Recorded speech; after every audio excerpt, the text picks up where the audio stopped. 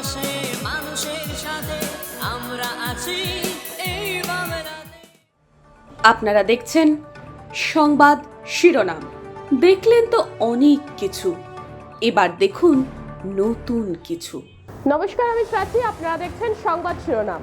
Lok Sabha vote এবং বিধানসভা উপনির্বাচনে ভরাডুবির পর সায়েন্স সিটি অডিটোরিয়ামে বিজেপির রাজ্য কর্ম সমিতির বৈঠক হলো আজ।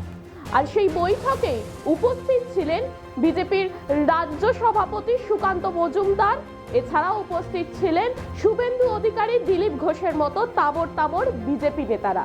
বহুদিন ধরেই এই ভোটের পরই পদ্ম শিবিরের অন্দরে চলছে একদম ক্ষোভের আবহাওয়া, আর এই ক্ষোভের আবহাওয়ার মধ্যেই বৈঠক সারলেন বিজেপির নেতারা।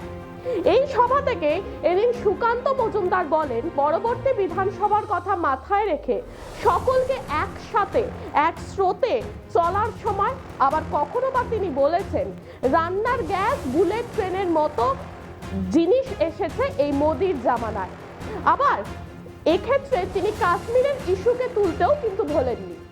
আবার এই সভা থেকেই শুভেন্দু অধিকারী ফের তৃণমূলকে আক্রমণ করেছেন। তিনি বলেছেন যে এই বিধানসভা উপনির্বাচনে অনেকেই ভোট দিতে পারেননি শুধুমাত্র হিন্দু হওয়ার জন্য।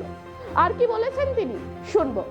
আমাদের যারা পূর্বসূরি ছিলেন, আমাদের প্রাক্তন সভাপতি যারা ছিলেন, পণ্ডিত বিষ্ণুকান্ত শাস্ত্রী থেকে শুরু করে, তপন শিকদার থেকে শুরু করে, সুকুমার বন্দ্যোপাধ্যায় থেকে শুরু করে, হরিপদ ভারতী থেকে শুরু করে, আজকে সকলের অবদানকে আমি স্মরণ করতে চাই।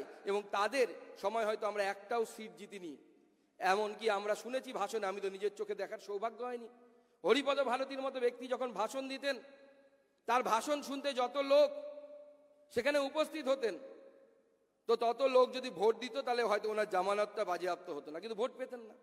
কিন্তু তার বলে কি তাদের পরিশ্রম বিফলে গেছে? না, বিফলে যায়নি। হরিপদ ভারতীর সেই পরিশ্রম আমরা পরবর্তী সময়ে পেয়েছি এবং এখনো পাচ্ছি।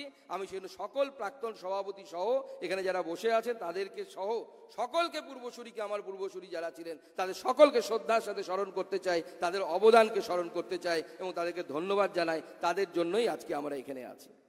তাই আমার মনে হয় যে এই বাংলার বিজেপিকে আমাদেরকে সকলে মিলে একত্রিত হয়ে সামনের দিকে এগিয়ে নিয়ে যেতে হবে।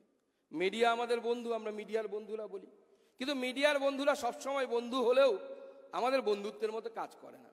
সেজন্য আমাদের কর্মী, সমর্থক, নেতৃত্ব যারা আছে তাদেরকে বলবো, মিডিয়ার কথায় সবসময় বিভ্রান্ত হবেন না।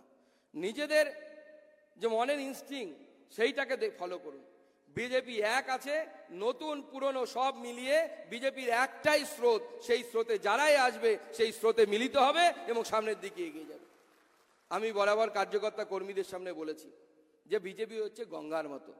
গঙ্গাতে যখন মন্দাকিনীর জল পড়ে বা অন্য কোনো নদীর জল পড়ে, তখন মন্দাকিনীর জল তার নিজের বৈশিষ্ট্য ধরে রাখতে পারে না, তাকে গঙ্গা জলে রূপান্তরিত হয়। বিজেপিও তাই, বিজেপি হচ্ছে গঙ্গার মতো, তাতে যারাই এসে মিশ্রিত হবে সকলে মিলে এক স্রোত হয়ে এক ধারা নিয়ে আমরা সমুদ্রের দিকে যাব, আমরা অগ্রসরের দিকে যাব, অগ্রসর হব সামনের দিকে।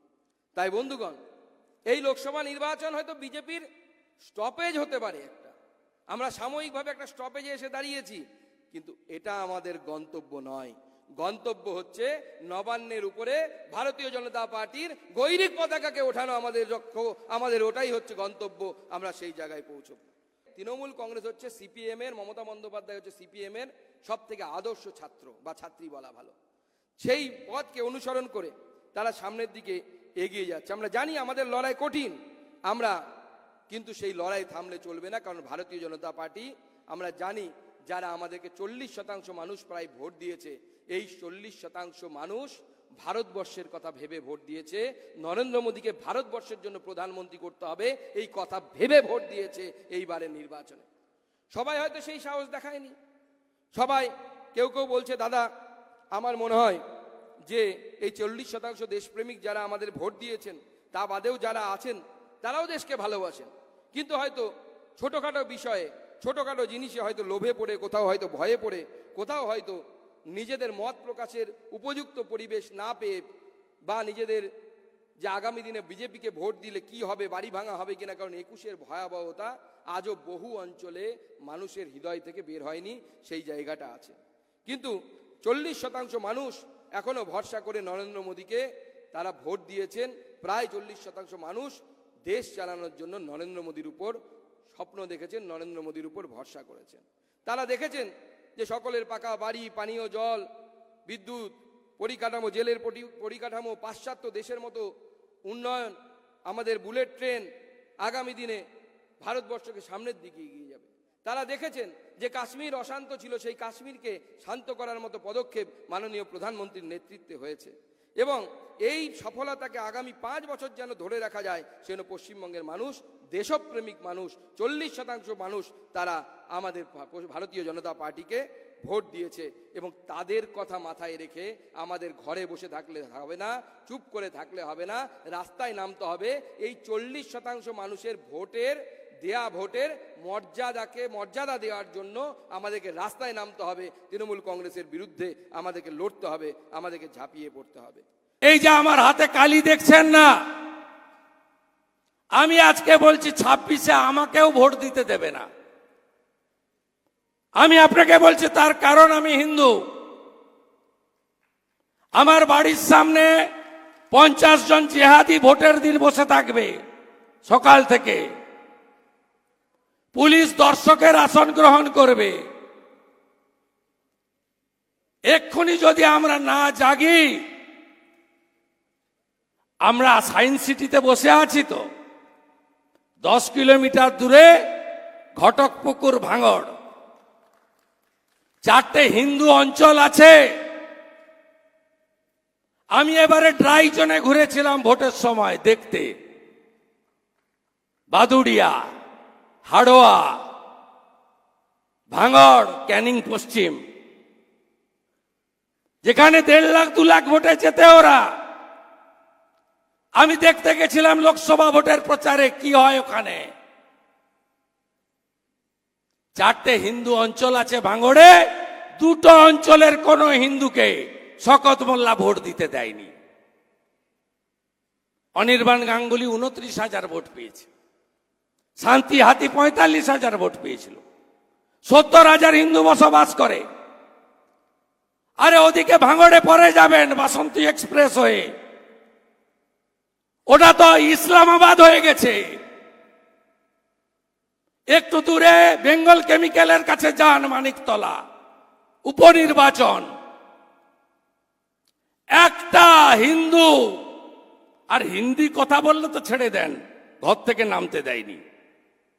11টা হাউসিং, একজনকে ভোট দিতে দেয়নি। এপিক নিয়ে ভোট হয়নি, স্লিপে ভোট হয়েছে। আমরা যদি না আটকাতে পারি, পশ্চিমবঙ্গ বিজেপির ক্ষমতায় আসার দরকার নেই, ছিল না। আই এম নট অলসো হারি। আমার ফ্যামিলি ওই ব্রিটিশের আমল থেকে পেয়ে আসছে। ইউনিয়ন বোর্ডের চেয়ারম্যান কেনারাম অধিকারী, বাসুদেবপুর, বিপিন অধিকারী ব্রিটিশের জেলে, 70 সালের পুরো প্রধান শিশির অধিকারী, শুভেন্দু 95 সালের কাউন্সিলর, শিশির বাবু 82 এমএলএ, 2বার এমপি, 4বার এমএলএ। আমার we don't need anything, we need democracy in Bengal. Bharatvarsha থাকবে না পশ্চিমবঙ্গ। মানুষের পাশে, মানুষের সাথে আমরা আছি এই বাংলাতে। আপনারা দেখছেন সংবাদ শিরোনাম। দেখলেন তো অনেক কিছু, এবার দেখুন নতুন কিছু।